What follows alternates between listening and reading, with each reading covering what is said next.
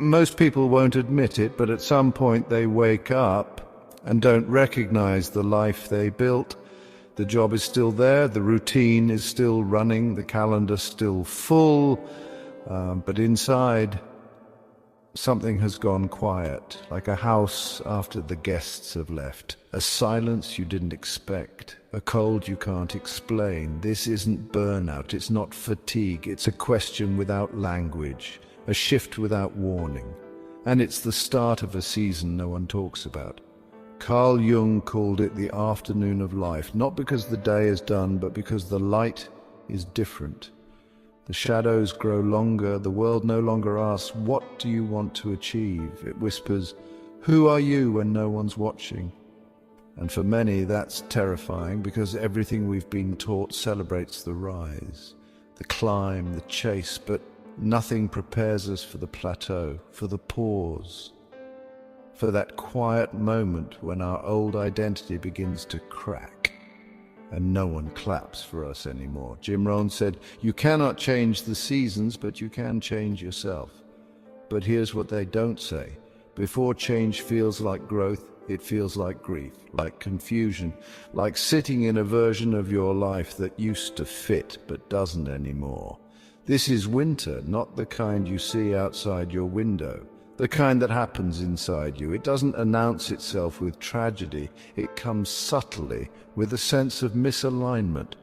You start questioning if the ladder you climbed is even against the right wall. This is the season where your work, your relationships, your habits, all the structures you built begin to feel like echoes, not lies, but no longer hold truths. Most people fight this moment, they double down on the doing. They try to resurrect what once worked. But winter isn't a failure, it's a reset, a sacred interruption. Leo Tolstoy had his winter at the height of his fame. After writing the most celebrated novels of his time, he descended into a crisis so deep he contemplated ending his life. But from that darkness emerged a man transformed, simpler, quieter, clearer. His winter stripped away what wasn't real so that something more eternal could grow. Every tree looks dead in winter. But underground, it's growing, quietly, stronger than before. So if you're here, if you're in that in-between, that unnameable wait, don't rush, don't fix, don't numb, sit in it. Let the questions breathe, because sometimes the most important season of your life isn't the one where things bloom. It's the one where you remember what roots you.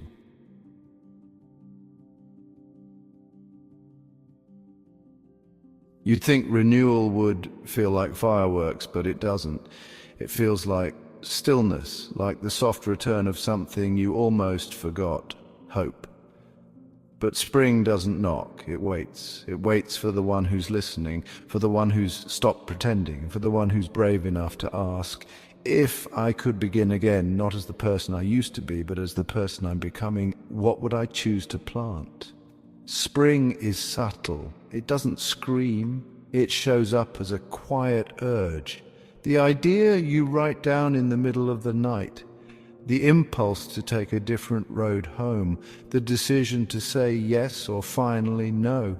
Jim Rohn said, spring is the time to plant the seeds of your reflections, not your achievements, not your ego, your reflections, because real growth isn't born from ambition, it's born from awareness. Carl Jung taught that the turning point in life isn't external, it's internal. It's when the self begins to take the wheel from the ego. When you stop asking, what do they want me to be? And start wondering, what have I silenced in myself for too long? And yet this moment is where most people hesitate. Because spring is inconvenient. It doesn't arrive when you're ready. It arrives when you're honest, but honesty is disruptive. It threatens the old systems, the polished routines, the curated image, and that's why so many miss it. Here's a truth few will tell you. The most dangerous season is not winter, it's spring, because this is when your excuses sound the most reasonable, when fear dresses itself up as practicality, when you tell yourself, now's not the time. but spring has an expiration date. If you ignore its invitation, if you delay the planting, the soil hardens, the opportunity fades. And you'll find yourself in another winter, not by fate, but by avoidance. This is your window, not to become someone new, but to remember who you were before the world told you who to be. Carl Jung called this moment the threshold of individuation. When you're unconscious, the part of you that holds your pain, your truth, your potential begins to rise. And the only way forward is inward. You don't need a plan, you need presence, a small act, a courageous word, a single step that says, I'm not living on autopilot anymore. Because the seeds of your next life are already in your hand, but they won't plant themselves. Spring is waiting, but it won't wait forever.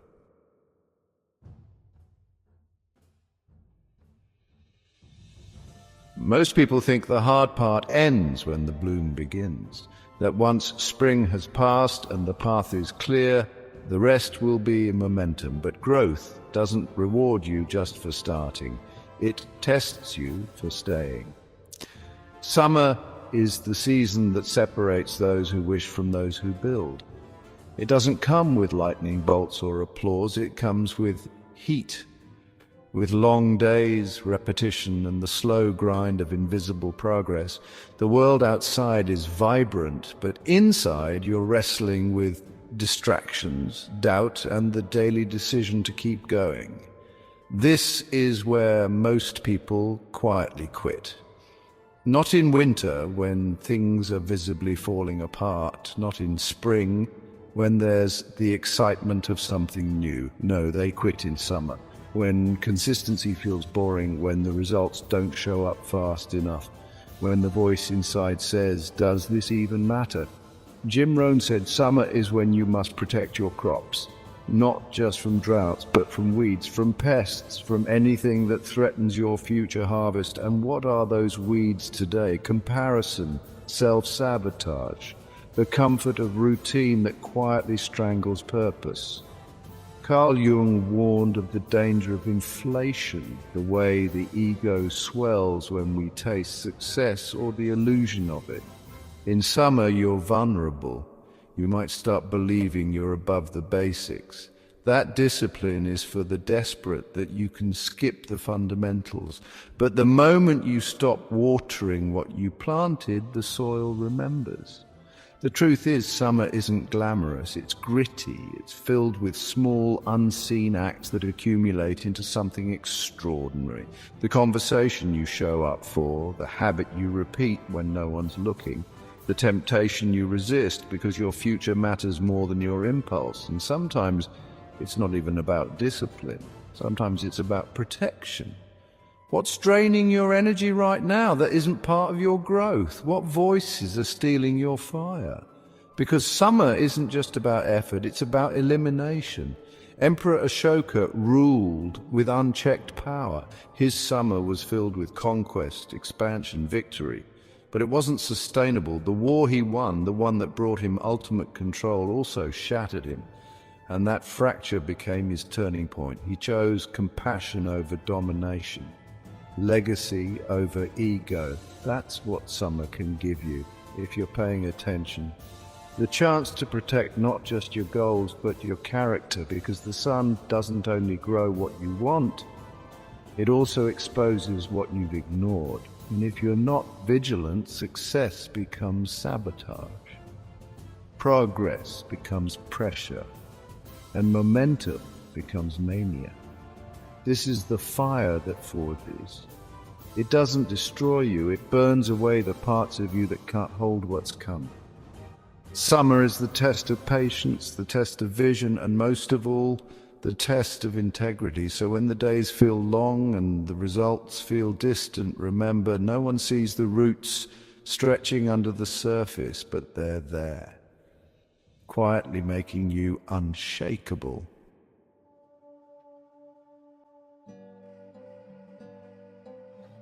There's a strange beauty in the fall, not just outside, but within. The world slows, the colors deepen, and for the first time in a long time, you start to see things as they are. not as you wished them to be. This is the season of truth, of harvest, of revelation. In spring you hope, in summer you work, but in autumn the illusion fades. You either have fruit on the vine or you don't, and nature doesn't negotiate. Autumn doesn't reward your intentions, it reveals your investments. And this is where many shrink, because sometimes the truth is humbling. You realize that the relationship you nurtured was one-sided, that the habits you thought were helping were quietly hurting, that the version of success you chased isn't the one you actually want. But that's the gift of autumn, it's honest. Jim Rohn said, the harvest comes whether you're ready or not.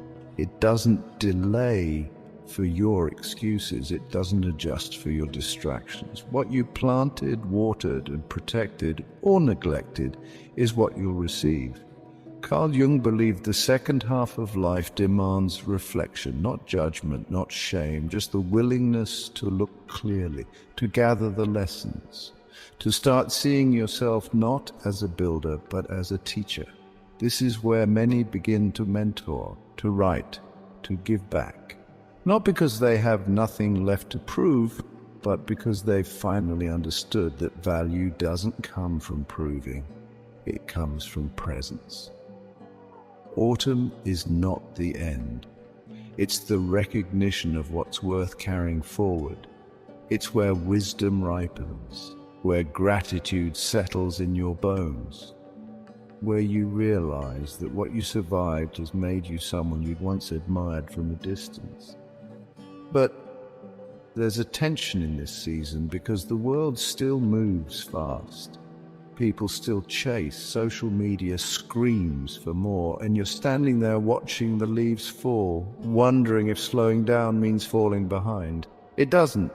It means you're finally in sync with life's rhythm, that you understand the power of enough, that you're no longer counting wins but noticing wonder. This is your time to celebrate the unseen, to find joy in reflection, to make peace with your choices, and to prepare not with fear but with reverence for the next turn of the cycle.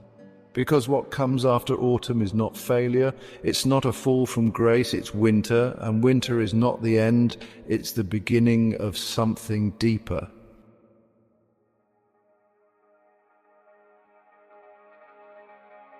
There's a moment when the leaves begin to fall, but not outside, inside. You feel it in conversations that no longer hold meaning, in goals that once lit you up, now just flickering, in the slow realization that even your wins don't taste the way they used to. This is late autumn, the hidden season. It's not about what you harvest, it's about what you release and what you're brave enough to let go. Most people fear this part because everything in modern life screams, hold on, keep going, keep growing, but the tree doesn't fight the falling leaf. It doesn't mourn its golden crown. It knows letting go isn't loss, it's preparation. Carl Jung wrote, "The afternoon of life must also have a significance of its own and cannot merely be a pitiful appendage to life's morning. What served you before, ambition, achievement, validation, was never meant to carry you forever. At some point, the story has to deepen, and that requires clearing space. But here's the trap. We confuse purpose with productivity. We confuse who we are with what we do. And so when the time comes to let go of identities, roles, even dreams, we panic. We think something's wrong, when in fact everything is finally aligning. This season is not dramatic, it's quiet, a soft grief, a subtle reordering. You don't burn bridges, you just stop walking over them. You don't scream your transformation, you whisper it to yourself in the morning light. And this is where a new kind of strength begins to emerge, not the kind that pushes through, but the kind that sits with, that makes peace with the past, that learns to listen without needing to fix. In Japan, there's a word, komorebi. It means the sunlight filtering through the leaves, that soft golden light that dances between what was and what's about to be. That's what this season feels like. Not darkness, not brightness, but something sacred in between. This is the time to ask questions you were too busy to face. What am I carrying that no longer belongs to me? Who am I when no one needs anything from me? What truth have I been postponing for the sake of peace? Jim Rohn would call this the inventory season, a time not just to count what you've earned, but to examine what you've become. And sometimes the bravest thing you can do is stop, not give up, not surrender, just stop, breathe, reflect, choose again.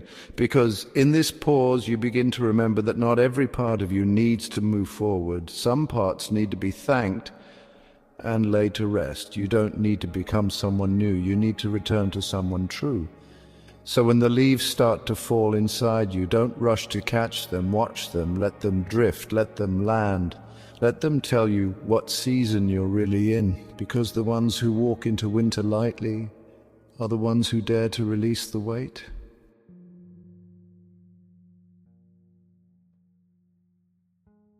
After the last leaf has fallen and the noise of progress has gone still, you find yourself in a strange kind of quiet. Not the silence of absence, but the silence of presence. This is winter again. But not the winter of confusion, not the winter of collapse. This is the winter of truth. It's the season beyond striving, beyond roles, beyond proving. It's the moment when you realize you are not your productivity. You are not your past. You are not your plan. You are the one who endured. You made it through the cycles, the false starts, the quiet victories, the quiet defeats, and you're still here, not chasing the light, but carrying it. Carl Jung described this phase not as decline, but as integration, individuation fulfilled, the return to self, the time when all the fragmented pieces, the shadow, the light, the roles, the fears, come back together, not perfectly, but wholly. It's here that you realize life was never linear, it was circular. That every beginning came dressed as an ending, that every ending was just a threshold. And it's here that the ego finally exhales, because it's no longer needed to protect or impress. The work is no longer about building something big, but becoming something true. This is when you see clearly the setbacks taught you more than the winds, the winters grew you more than the summers, and the letting go was never loss, it was return. And still this season offers more. It offers a stillness, not as a pause before progress, but as the point itself. It offers presence in a world that sold you urgency, and it offers peace, not because everything is resolved, but because you're no longer resisting what is. Jim Rohn once said, "Don't wish for less problems, wish for more wisdom." But by this season, you don't wish anymore. You witness the whole arc, the soil and the storm, the flame and the frost. And you realize you were never just surviving the seasons, you were becoming them. You are the seeker of spring, the builder of summer, the teacher of autumn, the witness of winter. And when you can hold all of them, when you can look back, not with regret, but with reverence, you reach something deeper than happiness. You reach meaning. So if you're in this season now, don't fill it, don't flee it. Let it shape you, let it name you, let it carry you quietly into what comes next. Because what comes next, it is yours to create. And if this journey spoke to you, if you felt seen in any of these seasons, then don't keep it to yourself. Share this with someone walking through their winter, like this video. Subscribe if you're ready to grow forward. And above all, remember this: you are not behind, you are not broken, you are in a season, and every season has a purpose, even this one.